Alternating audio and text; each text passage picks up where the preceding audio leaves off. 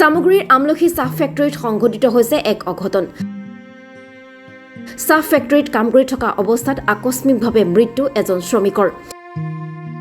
মৃত্যু হোৱা শ্ৰমিকজন আমলখিৰ তেঁতুলবস্তি গাঁৱৰ জহৰলাল মুণ্ডা বুলি জানিব পৰা গৈছে। চাহ ফেক্টৰীত কৰ্মৰত আন শ্ৰমিকসকলে অচেতন অৱস্থাত শ্ৰমিকজনক চিকিৎসাৰ বাবে জখলাবন্ধা প্ৰাথমিক চিকিৎসালয়লৈ প্ৰেৰণ কৰিছিল যদিও চিকিৎসকে শ্ৰমিকজনক মৃত ঘোষণা কৰে। ঘটনাস্থলীত সামগ্ৰী আৰক্ষী উপস্থিত হৈ আৰম্ভ কৰিছে প্ৰাৰম্ভিক তদন্ত। মৰণোত্তৰ পৰীক্ষাৰ পাছতে পোহৰলৈ আহিব শ্ৰমিকজনৰ মৃত্যুৰ প্ৰকৃত কাৰণ। আনহাতে চাহ ফেক্টৰীৰ কৰ্তৃপক্ষৰ হেমাহিৰ বাবেই শ্ৰমিকজনৰ মৃত্যু হোৱা বুলি অভিযোগ উত্থাপন কৰিছে স্থানীয় ৰাইজে।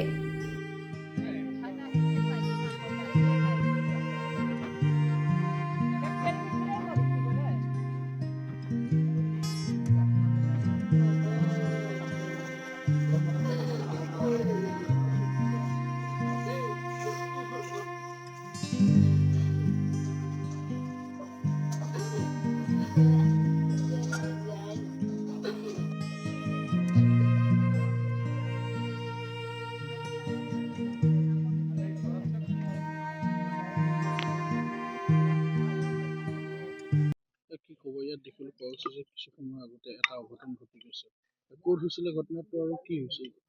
আমলখি চাহ বাগিচাৰ চাহ ফেক্টৰী যোনটো আছে, সেই চাহ ফেক্টৰীত কাম কৰি থকা অৱস্থাত আমলখি তেঁতুলবস্তিৰ এজন চাহ শ্ৰমিকে মৃত্যু হ'ল আৰু মৃত্যু ঘোষণা কৰিলে জখলাবন্ধা হস্পিটেলত।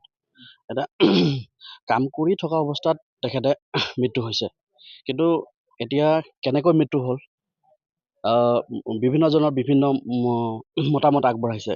তো সেয়েহে আমি সামগ্ৰী আৰক্ষী প্ৰশাসন আৰু চাংলা আৰক্ষী প্ৰশাসন ইয়াত উপস্থিত আছে আৰু বাগানৰ মেনেজমেণ্টক আমি দাবী জনাইছোঁ যে এই যি মৃত্যু হৈছে শ্ৰমিকজনৰ, এই মৃত্যুৰ উচিত তদন্ত হ'ব লাগিব।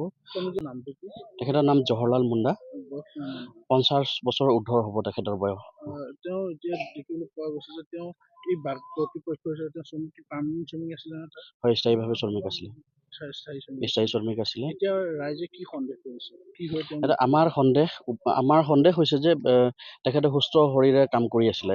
যদি তেখেতে সুস্থ নাছিলে তেন্তে বাগান পৰিচালকৰ এইটো কৰ্তব্য আছিল যে তেখেতক নিয়োজিত কৰাৰ আগত তেখেতৰ হেল্থ চেকআপ কৰিব লাগিছিলে। তেখেতে হেল্থ চেকআপ যদি ভালকৈ হৈছিলে তেন্তে হেল্থৰ কাৰণে ইছ্যু নাথাকিব পাৰে।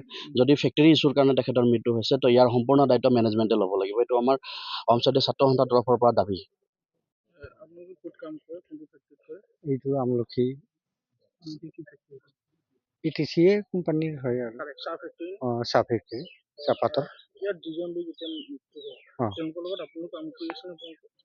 কৰি আছিলোঁ। সি মানে খানা খোৱা ছুটি হ'লো না, সি আগত মই দিলোঁ তাক, সি খাই বৈ মোক ছুটি দিলে, যা তই খাই আহ বুলি ক'লে। তাৰপিছত মই আহি গ'লোঁ। এই ঘৰত আহি ভাত চাত খাইছোঁ।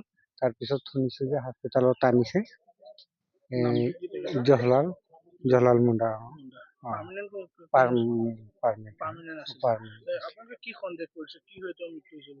নাই, এতিয়া আমিতো জানো, চবেই জানো, আমাৰ গ্ৰুপকেইটাই জানো যে তাৰ প্ৰেছাৰ আছে। অলপমান কাম কৰিলে পুৰা মানে ভিজি যায় সি। তেতিয়া আৰু আমি নিজে কওঁ তাক যে পানী তই আৰু খা, যিমান পানী গুচি গৈছে আকৌ পানী খা, তেনেকৈ কওঁ আমি। ভয় লাগে আমাকো চাই, ইমান পানী যদি গাছৰ পৰা গুচি গৈ তো মানে অলপ ভয় লাগে, প্ৰেছাৰটো বাঢ়ি যাব পাৰে, তেনেকৈ কওঁ। আৰু আজিও কৈছোঁ ৰাতিপুৱা 6টা বজা যে পানী অলপ তই বেছিকৈ খাবি, ইমান কাম কৰোঁতে পানী ওলাই যায় বুলি ক'লোঁ। তাৰপিছত আৰু মইতো আহি গ'লোঁ। পিছত খবৰ পাইছোঁ হস্পিটেলত আনিছে যেতিয়া। আমিতো জানো প্ৰেছাৰেই মানে তাক ধৰি ল'লে নেকি। এতিয়াতো লগত নাই, আমিতো আহি গ'লোঁ না, তাৰ পিছৰ ঘটনা হয় এইটো আমি ক'বও নোৱাৰোঁ এতিয়া। নাই, তেনেকৈ শ্বৰ্ট হ'লেতো আমাৰ কাম কৰাৰ ওপৰতো লোহাৰ ওপৰতে যেন বহি পাত খোৱালে সিটো আগত মৰিব সিয়েই। এইটো তলত আছিলে না, তলত কাৰণে এতিয়া সেইটো সন্দেহ কৰি লাভ নাই আমাৰ। প্ৰেছাৰৰ কাৰণে পানী মানে খুব যায়, প্ৰেছাৰৰ কাম কৰোঁতে গৰমো বেছি আছিলে, সেই তেনেকৈ কথা আৰু। ইয়াতে তেঁতুলবস্তিত। বয়সটোতো ক'ব নোৱাৰোঁ, বেছি হ'ব।